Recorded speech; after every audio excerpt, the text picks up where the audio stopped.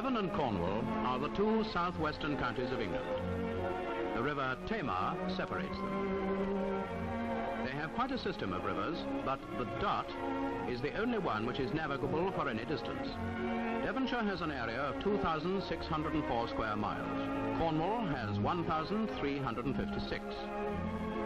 They are bounded on the northwest by the Bristol Channel and the Atlantic Ocean, and on the south and southwest by the English Channel.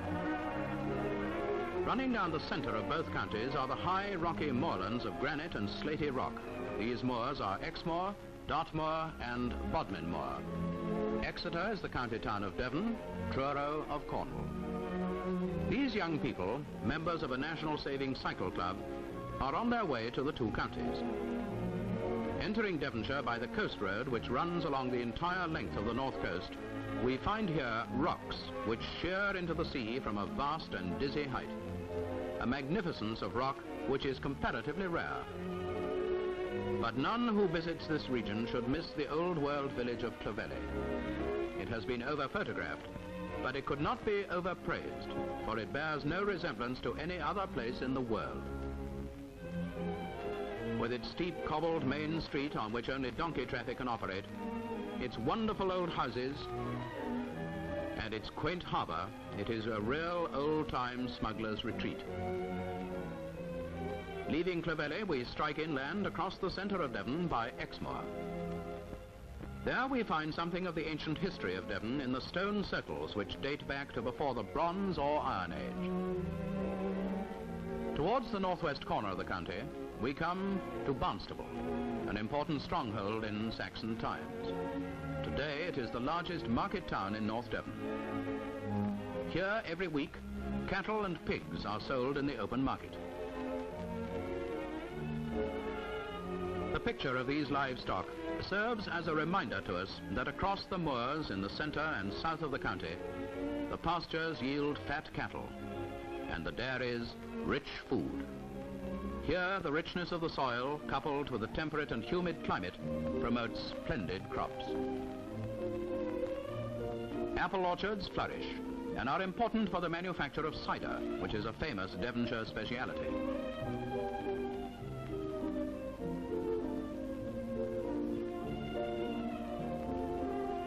Since cider apples have to be crushed, they're not picked, but are knocked down from off the trees, for bruising them doesn't matter.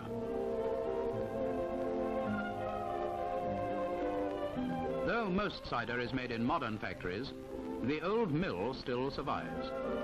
The apples are first crushed. The pulp is then made into what is known as a cheese, which is simply layers of crushed apple with straw in between them, built up under a press, in which the juice is squeezed out. It is then cider. Making our way to the south, we come suddenly upon the county town.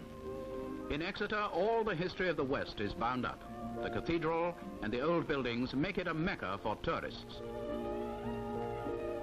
And we are reminded that Exeter stood solid where it stands today, before the first crossing of the Atlantic, before the landing of the Romans.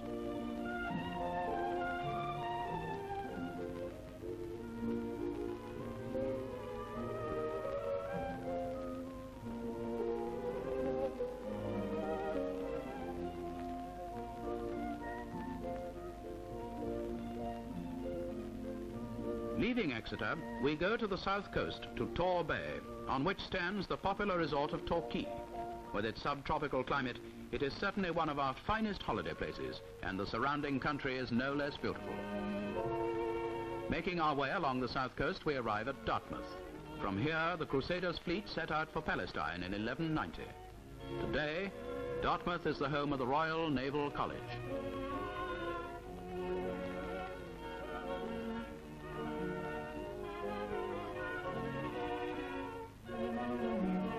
On our way to Cornwall, we pass through Plymouth. Englishmen like to think that above all races on the earth, they are sailors. Devon is a sailor's county, nowhere more typical than Plymouth, where Drake on the Bowling Green is still a landmark in our national history. His statue faces the fortified island bearing his name. From here, the English fleet sailed to meet the Spanish Armada. The Mayflower sailed to the New World, and from here sailed ships of our Royal Navy in 2 world wars.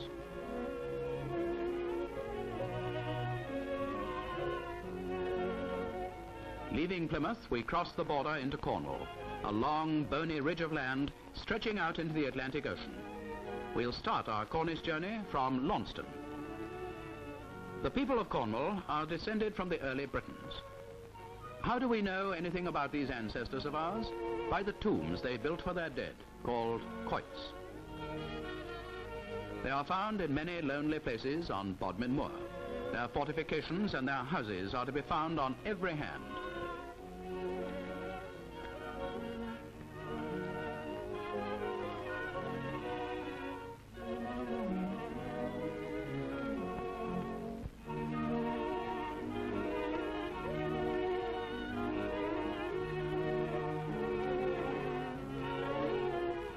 By the discovery of lumps of half-smelted tin, we know that tin was worked in Cornwall at least 2,000 years ago. In the County Museum are the old wooden implements of the miners, which have been found in the moorland bogs.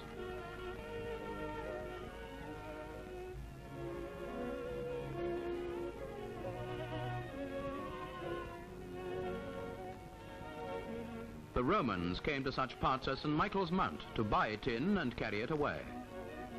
In recent years, ingots of tin of the period have been found in Falmouth Harbour. Old Roman crosses are to be found in many parts of the county. After the Norman invasion in 1066, they built great castles to protect themselves. Buildings such as Launceston Castle are certainly Norman. By the middle of the 18th century, Cornwall was producing 3/4 of the copper and half the tin used in the world. Thousands of people were employed, but foreign competition gradually caused the mines to close. Today, a modern industry has sprung up on the Cornish moors, China clay. The China clay is worked in enormous pits. The clay is in tiny pockets in the rock formations and is washed out by means of high water pressure.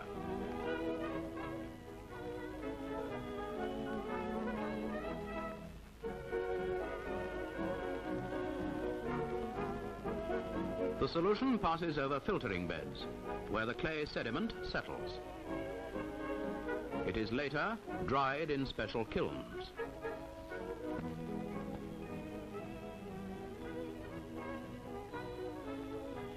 Much of it is shipped from the old port of Foy by barges and steamers.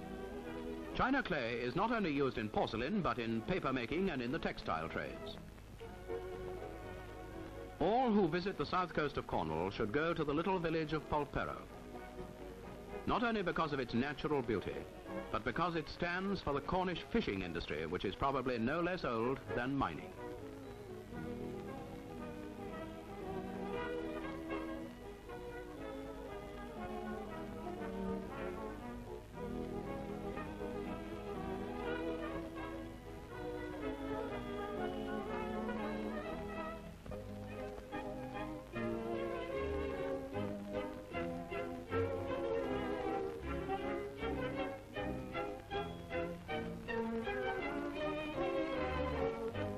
The fishermen are a sturdy race.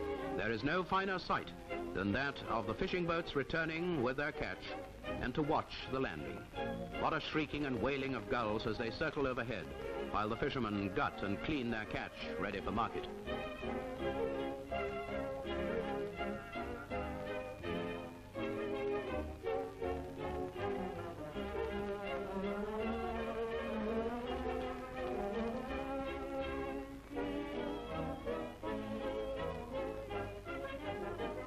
Though there is much moor and rocky land in Cornwall, in sheltered places the farmland is rich and productive.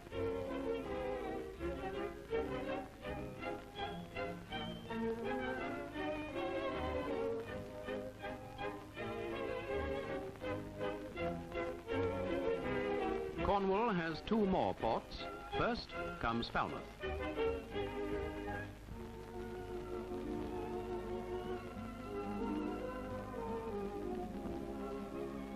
Next in importance is the tidal port of Penzance. From here sailed the steamers to the Scilly Isles. We are now almost at the most western part of England. A short distance away is Land's End. where great jagged rocks of granite jut out into the sea. This is the end of the journey, and now these young people are ready to hit the trail for home. And what a grand holiday they've had.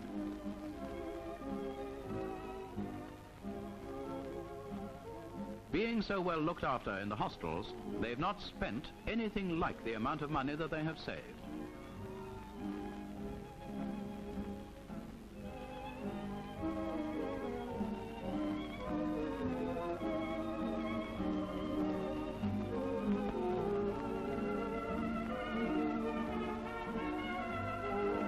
By careful saving with their National Savings Group, they will build up a nest egg for another holiday next year.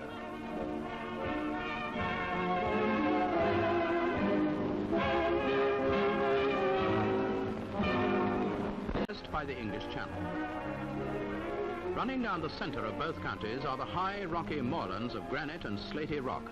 These moors are Exmoor, Dartmoor and Bodmin Moor. Exeter is the county town of Devon, Truro of Cornwall. Dizzy height. A magnificence of rock which is comparatively rare. But none who visits this region should miss the old world village of Clovelly.